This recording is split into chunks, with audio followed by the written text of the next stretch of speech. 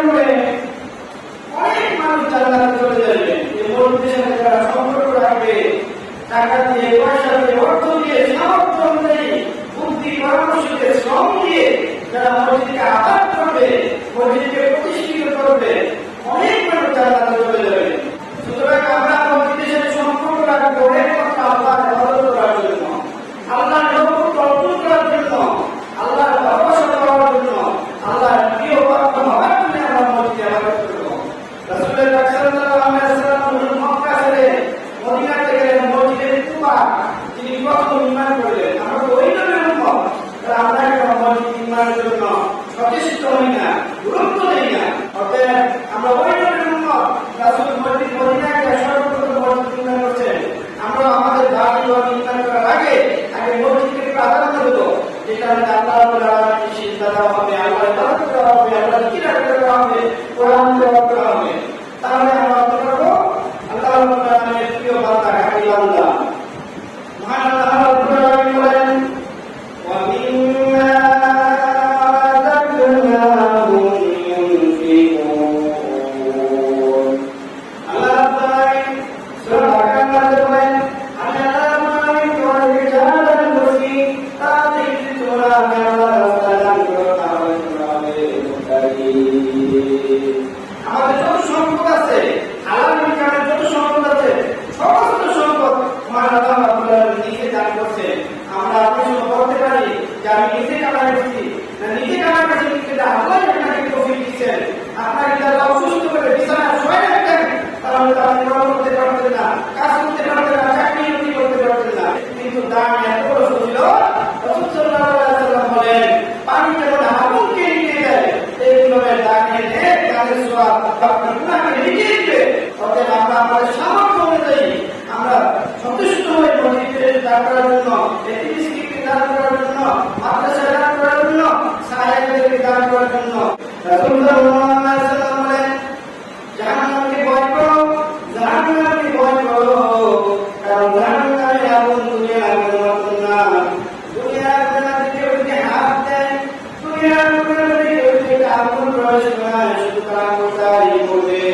কিন্তু জাহান্নামে এমন আগুন, জাহান্নামের আগুনের মধ্যে কেউ যদি একটা আগুন লাগে, শুধু আগুন প্রবেশ করবে না, সাথে সাথে তার পরিচাটা দিয়ে সাথে হয়ে যাবে।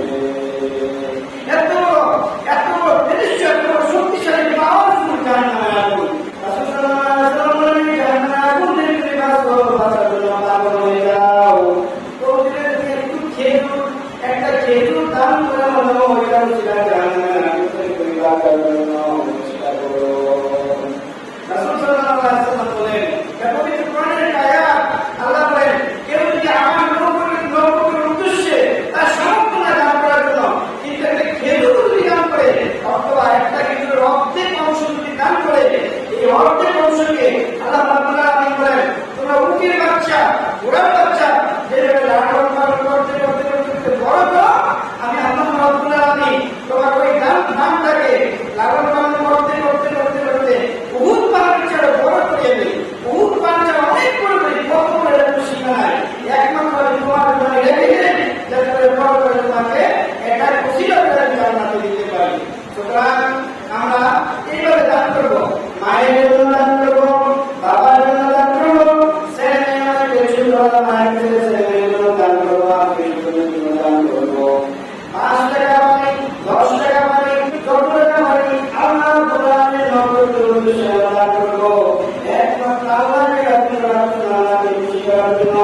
মহান আল্লাহ কোরআনে বলেন, কুল ইন্না সালাতি ওয়া নুসুকি ওয়া মাহইয়ায়া ওয়া মামাতি লিল্লাহি রাব্বিল আলামিন। আল্লাহ রাব্বুল আলামিন বলেন, তুমি বলো আমার নামাজ, আমার কুরবানি, আমার জায়গা, আমার মৃত্যু সব কিছু আল্লাহ রাব্বুল আলামিনের জন্য। এইভাবে আল্লাহর জন্য, আল্লাহর জন্য দান করবো, ইবাদত করবো, আমরা যারা সংসার করে কষ্ট, আমাদের টাকা নাই, পয়সা নাই, আমরা মনে মনে করি আমরা কিভাবে দান করবো, 5,000, 10,000, 20,000, 1 লক্ষ, 2 লক্ষ টাকা কিভাবে দান করবো। এই দান করে প্রতিবর্ষ দিল মহান আল্লাহ রাব্বুল আলামিন সূরা আল ইমরানের 100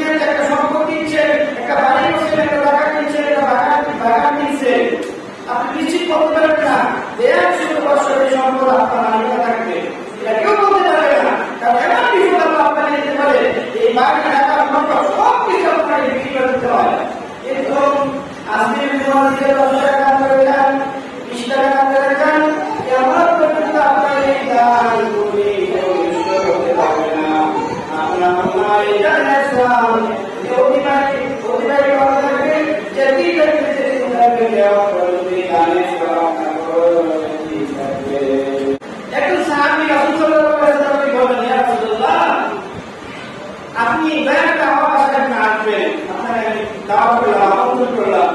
রাসূল পাক সাল্লাল্লাহু আলাইহি ওয়াসাল্লাম আবু বকর রাদিয়াল্লাহু তাআলাকে সাথে নিয়ে একদিন জুমার নামাজের সময় ওই সাহাবীর বাড়িতে গেলেন।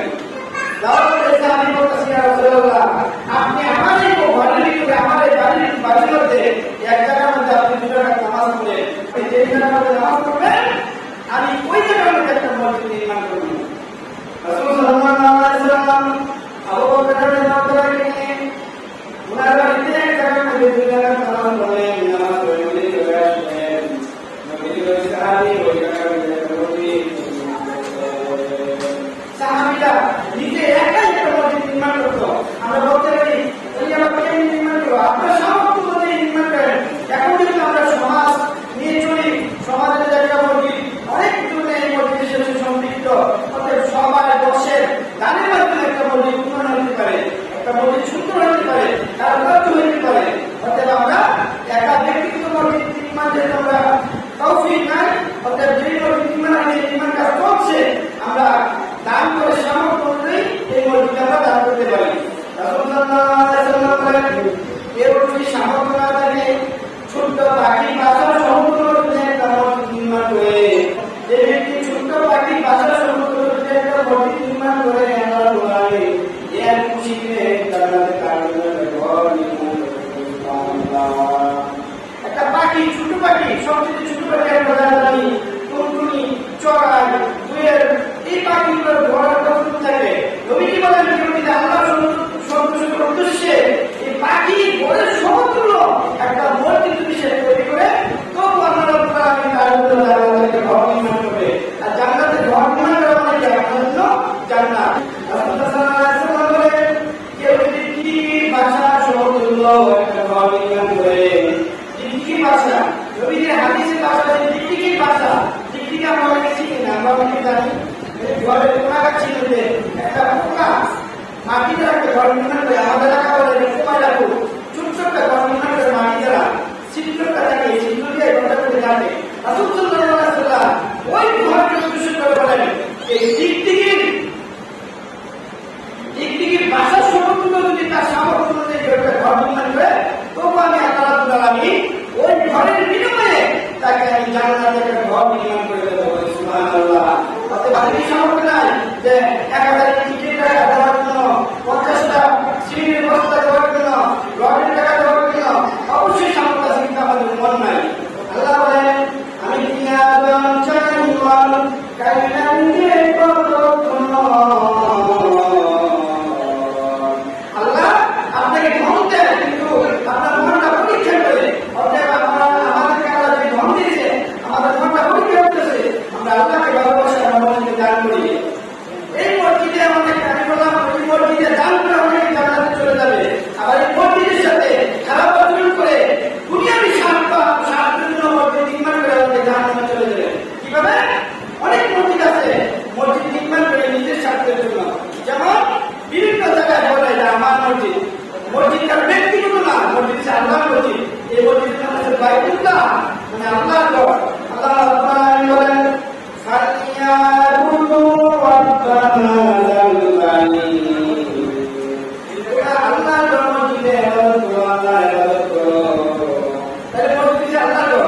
কিন্তু কিছু মানুষ আছে মসজিদ নির্মাণ করে, বছর মসজিদ আর অপরিচিত আমার মসজিদ, এলাকার মধ্যে পরিচিত কেউ চিনে না, তোমার মসজিদ একজন ব্যক্তির নাম বলে চিনে না, তোমার এটা মসজিদ না, তুমি কি জবাব দিবা? আজকে যদি পেয়ে আসো, আগামী দিন কবরে বাসিত হয়ে যাবা।